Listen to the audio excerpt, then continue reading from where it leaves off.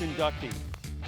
If you want to talk about tough and strong and overcoming things and perseverance, Vinny Paz, world champion, is really the epitome of that. In the 1980s, Vinny Paz, he built a reputation along the East Coast, defeating numerous champions. His first world title fight came in 1987, became the IBF World Lightweight Champion. In 1991, he moved into the junior middleweight division. In his first fight at the junior middleweight, he won the USBA championships. He defeated the WBA World Junior Middleweight Champion, becoming the second fighter in boxing history to win both the lightweight and the junior middleweight World Championship titles. Paz was forced to relinquish the title due to a serious car accident in which his neck was broken. Now you could imagine being a boxer, the way you're struck and the forces, and you get your neck broken in a car accident and you come back, and this guy came back. Amazing. Doctors informed him that he might never walk again and would certainly never fight again.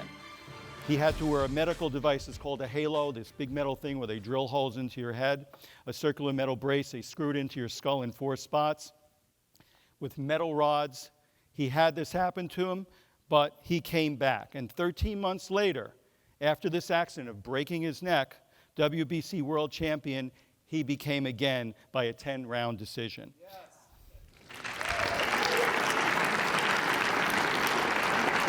After the Santana fight, he went on to defeat another fighter, and yet another one, winning a world championship after a world championship, and then went on to win the IBO middleweight world title in 1993 with an 11-round knockout. He went on to then beat Roberto Duran. You remember Roberto Duran, what a badass he was. He beat him twice. Vinny beat him twice, both via unanimous decision, with the IBC super middleweight title on the line both times. In 1996, he went on to win again and became the WBU super middleweight world champion. This guy is going on to fight over and over. His record stands at 50-10 with 30 wins by knockout and 5 world titles: the IBF lightweight world championship, WBA junior middleweight championship, IBO Super Middleweight Championship, IBC Super Middleweight Championship, and the WBU Super Middleweight Championship. And he also won the USBA title. Talk about perseverance, talk about coming back. Vinny's the man. Come on up, Vinny.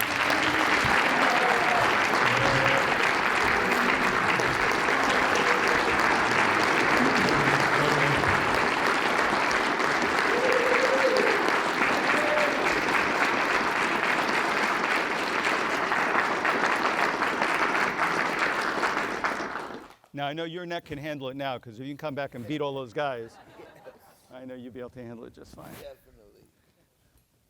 There you go. Okay, Wow. Okay, Ron, it's all yours. Wow. Wow. This is pretty cool. Thank you.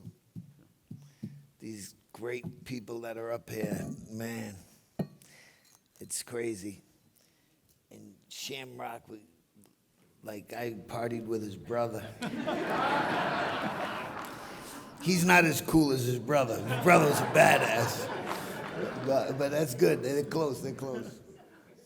When they told me that they were inducting you, and then I looked at the stuff, and then I saw Burt Watson's name on. I went, oh, I'm in. I'm all in. I go back with that guy to the Olympic Training Center when I was an amateur fighter. And like to see him now, it's pretty crazy. And nuts, you break your neck. I was on top of the world. I won my second world title. Nothing was better. Nothing mattered in my life. You know, when you're a fighter, you just want to win. And you want to win titles. I won the title. Days later, I got in a car accident and break my frickin' neck. Ugly, ugly, ugly. So I just didn't want to. I didn't want to go out like that. I wanted to go out swinging. I was 29 years old, and it made for a great story. Did you guys any of you see Bleed for this? It made for a good story. Yeah, it's pretty cool. And this is gonna be recognized. We're doing. Somebody just came up with the greatest comeback in the history of sports, and it happens to be the guy you're looking at. So it's pretty cool. Yeah, it's pretty cool. It's either gonna be on HBO, ESPN, something crazy like that. But I'm not good with the business aspects of fighting, but I can fight my ass off. Yeah. And you want to know why? Like, every time I say that and I think about that, I think about this guy that, like he almost brings tears to my eyes just because I loved him so much, and he was such an influence on me. Like, I tried to live like him. I tried to be pretty like him. I tried to be good like him. I never stayed down. No one ever knocked me out. I never stayed on the canvas. My hero was, and he was the greatest, man. He was the greatest. My hero was Muhammad Ali. And that guy altered. He changed my life, and that's why I got this. If it wasn't for him, I don't know. I would have probably been a radio DJ. Fuck knows. I don't know. But so cool. Thank you. I'm glad you're here, and stay on the lookout. It's going to be out in about a year. The greatest comeback in the history of sports. It's going to be fun. It's going to be good. Like, I saw some of the things they're doing. I got Donald Trump on it speaking about me. I got Dana White, Floyd Mayweather, and it goes on and on. It's going to be a cool piece. So, thank you. Appreciate it.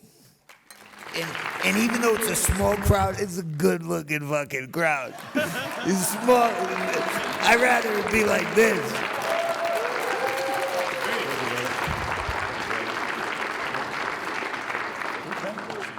Yeah, okay. Folks, what you don't realize is, believe it or not, what makes this moment so special for me and for Vinny is that repeatedly he's been turned down for induction into the International Boxing Hall of Fame. But in life, sometimes you can't be denied. That's very You nice. cannot Thank be you. denied. And today is your moment, brother. Wow, that's Today is your really nice. moment. Thank you. So give it up, Vinny Paz.